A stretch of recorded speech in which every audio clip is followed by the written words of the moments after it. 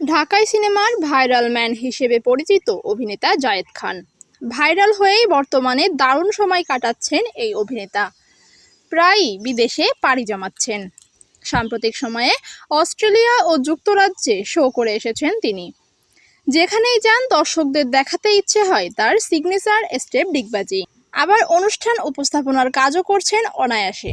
এর আগেই মুম্বাই সফরে গিয়েছেন অভিনেতা। সম্প্রতি সামাজিক যোগাযোগ মাধ্যমে বিমানে বসা একটি ছবি দিয়ে ক্যাপশন লিখেছেন, ট্রাভেলিং মুম্বাই। মাত্রই দেশে ফিরলেন, আবার মুম্বাই পাড়ি জমালেন, কিন্তু কেন? বিষয়টি নিয়ে গণমাধ্যমের সঙ্গে কথা বলেছেন জায়েদ খান। সোনাচ্চার অভিনেতা বলেন, আমার প্রিয় শহরের মধ্যে অন্যতম মুম্বাই। এ কারণে মন চাইলেই সেখানে বেড়াতে যাই। তবে এটা কোনো প্রফেশনাল কাজে নয়, একেবারে ব্যক্তিগত ভ্রমণে মুম্বাই এসেছি, 7 দিন থাকবো। শুধু তাই নয়, জায়েদ খান বলেন, মুম্বাইয়ে আমার অনেক বন্ধু থাকে।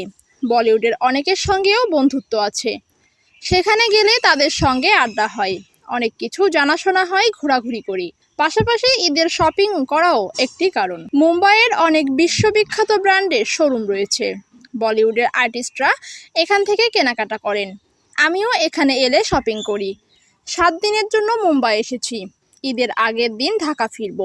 পরিবারের সঙ্গে ঈদ উদযাপন করব।